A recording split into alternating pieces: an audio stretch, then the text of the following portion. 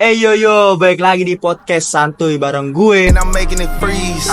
Asked with the police, they told me, but now I mean different without partner gue. Aming. even picture me running against me, having to stop just to take me a breather. Now I'm straight my Siap nemenin ngobrol kalian tanpa ribet. Nah Ming, jadi nih hari ini Apa tuh ya? kayaknya kita bakal ngebahas sesuatu yang serius, tapi nggak serius banget nih. Kita bakal ngebawainnya dengan Kepo santai deh sih. gua. Jadi yang bakal kita bahas kali ini tentang trilogi pembangunan. Apa sih lu trilogi pembangunan itu apa? Waduh, apaan tuh? Bukan trilogi pembangunan film superhero kan?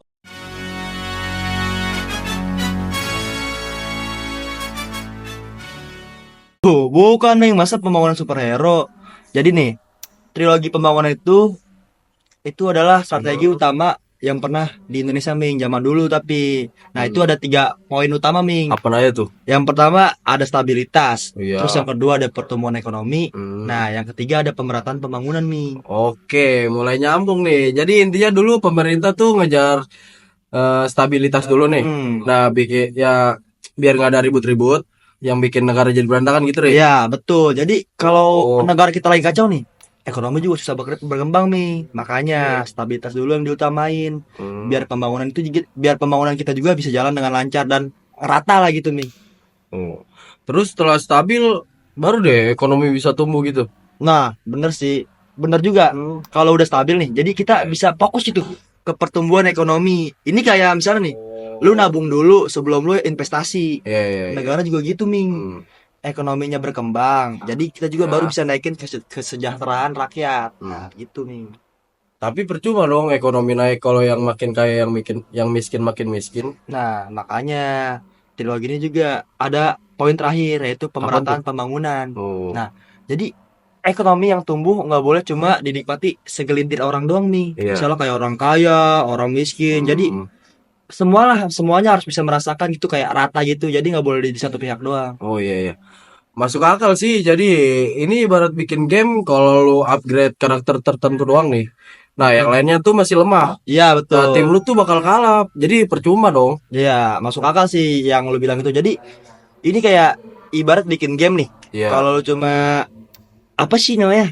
Tadi yang kata lu bilang tuh kalau lu cuman upgrade karakter tertentu, Iya. tapi yang lain juga lemah. Nah, jadi persis nih pemerintah harus adil. Biar pembangunan gak cuma di kota besar juga, tapi kayak bisa menyeluruh lah ke kota-kota kecil atau ke desa-desa lainnya. Oh, oke. Tapi zaman sekarang masih relevan gak sih konsep yang ini? Well, prinsipnya sih masih oke.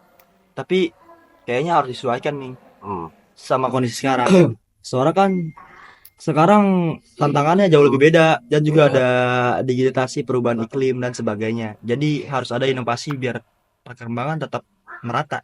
Iya. Ya benar banget nih. Nah buat lo semua nih yang dengerin, menurut kalian gimana nih konsep trilogi pembangunan ini? Masih cocok nggak buat di zaman sekarang? Oh. Tolong dong tulis di kolom komentar ya. Nah, jangan lupa juga nanti tonton episode selanjutnya juga bakal lebih seru. Oke, see you next Yeah, time di next episode time, selanjutnya. bro. Dah. Assalamualaikum warahmatullahi wabarakatuh. Halo semuanya. Balik lagi di podcast Ngobrol Santuy bareng aku. Nama aku and I'm making it freeze. Asked with the police, they told me, but now I mean different without partner aku. Dan nama aku Amalia Dewi Grahani. even picture me running against me, having to stop just to take me a breather. Nah, di sini kita bakal ngebahas yang agak berat nih. Ya, berat dong. Berat banget. Iya, kita akan ngebahas hubungan Indonesia sama IMF alias International Monetary Fund. Nah, jadi buat yang belum tahu, IMF ini kayak bank dunia yang ngasih pinjaman ke negara-negara yang lagi butuh duit buat stabilin ekonominya nih. Nah, Indonesia tuh pernah kerja sama IMF, terutama pas krisis moneter 1997 sampai 1998. Nah, waktu itu ekonomi kita lagi udah parah nih. Nilai tukar rupiah anjlok, bank-bank banyak yang bangkrut. Pokoknya kacau banget deh. Gila sih. Nah, bener banget tuh. Jadi pemerintah tuh akhirnya tuh ngambil keputusan gitu ya, ngambil keputusan buat minjem duit sama IMF pada waktu itu. Jadi nggak cuman minjem duit, jadi IMF itu ngasih persyaratan juga ke kita yang harus kita jalanin, kayak misalnya reformasi ekonomi atau enggak privatisasi BUMN gitu. Yang jadi pro kontranya itu ada yang bilang IMF itu pahlawan karena bantu Indonesia dari krisis. Tapi ada juga yang anggap IMF itu kayak lintah darat. Minjem duit tapi syaratnya bikin ekonomi kita makin ribet gitu. Contohnya, banyak perusahaan negara yang akhirnya dijual ke asing gara-gara kebijakan IMF. Gitu.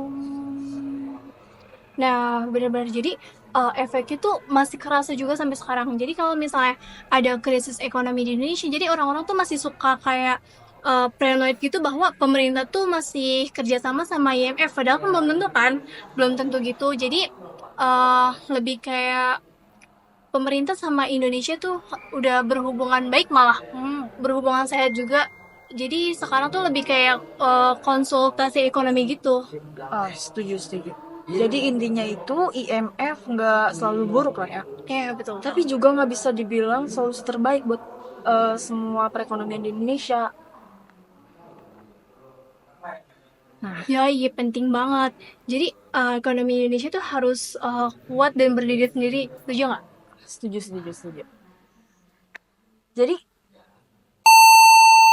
Jadi segitu aja dari kami. Dadah! Hai. Perkenalkan, nama gue Nabila Zara dan ini partner gue. Banjir mawar. And I'm making it freeze. Asked the police, it told me, but now me different. Nah, kami akan membahas tentang Rencana pembangunan 5 tahun. Nah, sebelumnya kan udah dibahas sama teman-teman gue yang lain. Nah, sekarang ini gue mau bahas tentang materi gue nih, tentang pembangunan 5 tahun ke depan.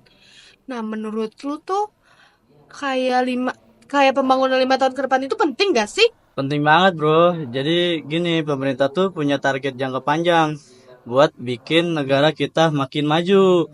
Nah supaya nggak ngaco, mereka bikin perencanaan tiap 5 tahun. Ini kayak blueprint buat pembangunan ekonomi, sosial, infrastruktur, dan lain-lain. Oh, jadi kayak peta jalan gitu ya? Ya betul. Tapi kalau ada rencana, berarti harus ada tujuan dong. Ya. Apa sih goal utama dari RPJMN ini? Tiap periode biasanya punya prioritas masing-masing. Tapi garis besar tuh buat ningkatin kesejahteraan masyarakat. Nah, ngajar pertumbuhan ekonomi dan bikin infrastruktur makin kece.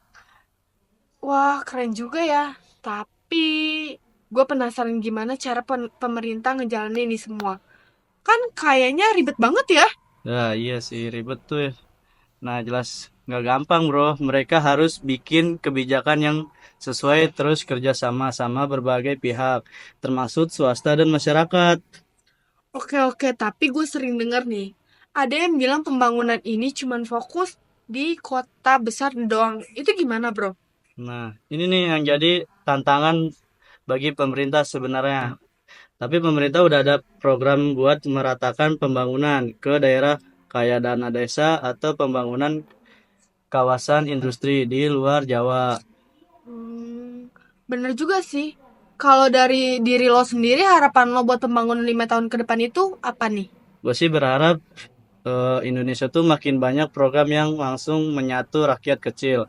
Kayak UMKM mungkin dibantu, akses pendidikan dan kesehatan makin gampang.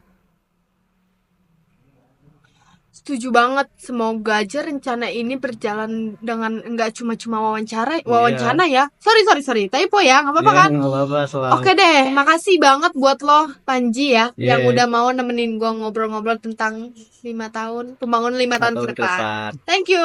Yo. Oke guys, selanjutnya ada nih pembahasan yang lebih lanjut dari teman-teman gua yang sekarang nih. Nah ya, sekian dari gua. Terima kasih. Bye. Halo guys, balik lagi di ngobrol santai bareng gue, Maya Lestari dan partner gue. Even picture me running against me, having to stop just to take me a breather. Nah, hari ini kita bakal ngebahas sesuatu yang rada serius tapi tetap santai, yaitu soal undang-undang penanaman modal asing atau PMA dan penanaman modal dalam negeri atau PMDN. Wah, kedengarannya berat banget ya, tapi tenang aja, kita bakal kupas bahasa yang gampang dicerna. Yoi, jadi yang belum paham nih, sederhananya PMA itu investasi dari luar negeri ke Indonesia. Sementara PMDM itu investasi dari orang atau perusahaan dalam negeri. Nah, dua-duanya ini penting banget buat ekonomi kita. Karena nyambung sama lapangan kerja, teknologi, dan pertumbuhan ekonomi. Bener banget, tapi banyak yang pro kontranya nih di dalam PMA. Ada yang bilang kalau kebanyakan investasi asing bisa bikin Indonesia jadi ketergantungan sama duit luar, apalagi kalau mereka nguasain sektor-sektor strategis kayak tambang, telekomunikasi, atau perbankan. Iya, itu yang dikhawatirkan banyak orang. Jangan sampai kita cuma jadi penonton di negeri sendiri. Tapi di sisi lain, PMA juga bawa keuntungan. Misalnya nih, teknologi baru, pengalaman bisnis global, dan bisa buka banyak lapangan kerja. Nah, kalau PMDN gimana? Ini sih investasi dari anak-anak negeri. Jadi kalau makin banyak investor lokal yang berani tanam modal, ekonomi bakal semakin mandiri, nggak perlu lagi nih tergantung sama asing.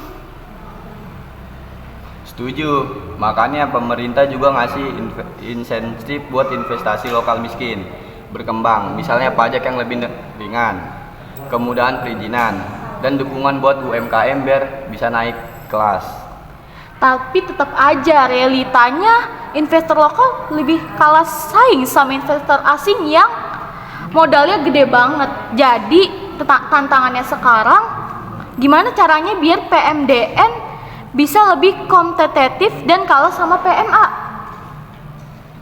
Nah, sobat ngobrol santai, menurut kalian gimana nih? Apakah kita harus lebih suka pintu buat PMA atau fokus ngembangin PMDN? Kasih pendapat kalian ya di akun komentar. Oke, segitu dulu obrolan kita. Nanti bakal diterusin materinya oleh teman kita selanjutnya. Bye-bye.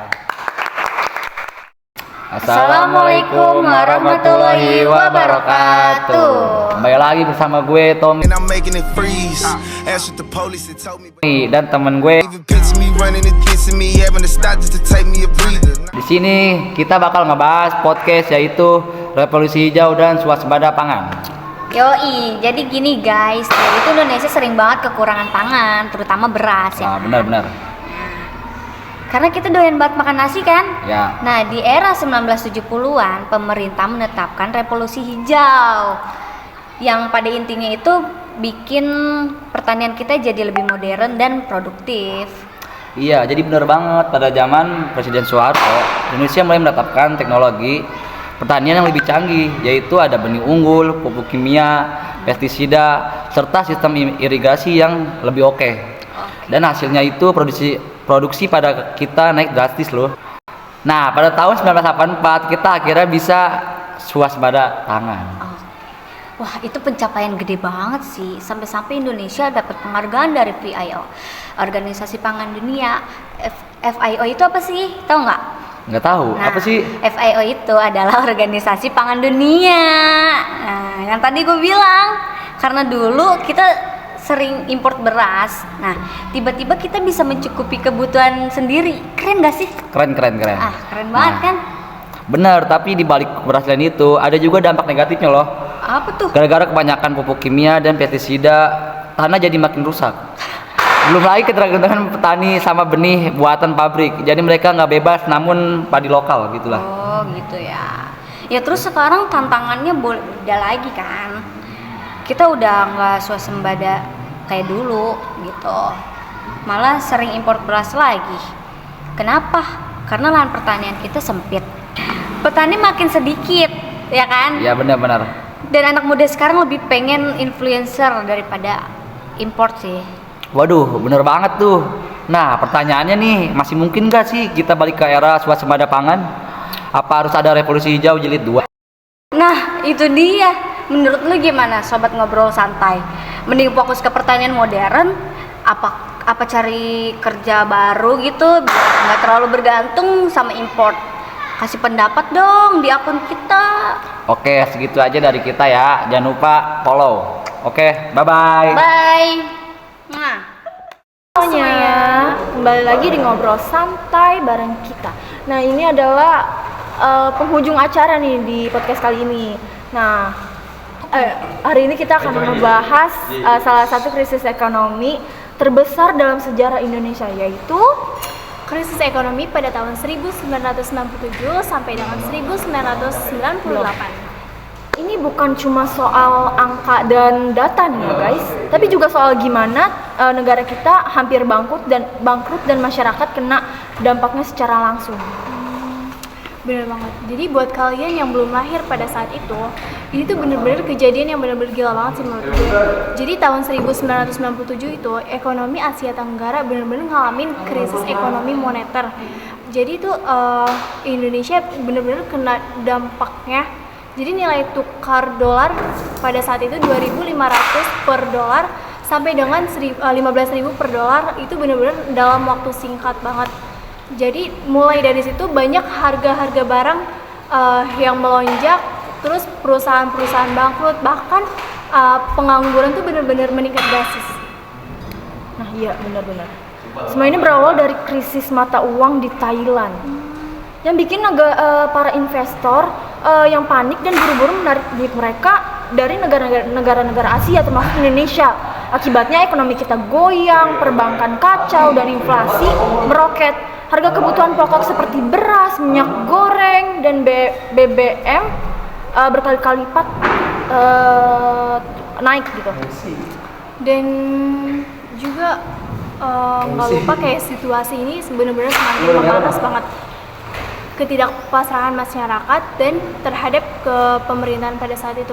Jadi akhirnya tuh terjadi demo benar-benar besar-besaran banget. Dan di situ juga lengsernya Presiden Soeharto setelah lebih dari 30 tahun berkuasa. Jadi krisis ekonomi ini nggak cuma soal duit doang guys. Jadi dia mengubah politik Indonesia juga. Benar. Nah, buat keluar dari krisis ini, Indonesia akhirnya minta bantuan ke International Monetary Fund, yaitu IMF. Tapi ya gitulah, IMF kasih syarat-syarat ketat yang bikin ekonomi kita harus dirombak habis-habisan, termasuk privatisasi BUMN dan reformasi di sektor keuangan. Ada yang bilang ini membantu, tapi ada juga yang bilang ini malah bikin kita tergantung sama asing gitu. Nah, tapi dari krisis ini kita juga banyak belajar. Indonesia harusnya mulai membangun sistem ekonomi yang lebih kuat lagi dan mandiri gitu. Jadi banyak bank-bank reformasi kebijakan ekonomi lebih berhati-hati lagi deh, dan akhirnya perlahan-lahan Indonesia tuh bangkit di tahun 2000-an. Setuju. Jadi krisis ekonomi 1997 sampai 1998 ini adalah titik balik buat Indonesia. Dari yang hampir bangkrut, tapi kita akhirnya bisa bangkit dan belajar dari kesalahan. Nah, menurut kalian pelajaran apa sih yang paling penting dari krisis ini? Nah, komen ya.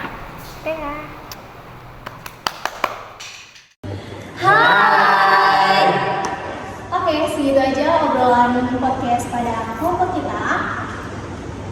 Kami pamit undur diri. Wassalamualaikum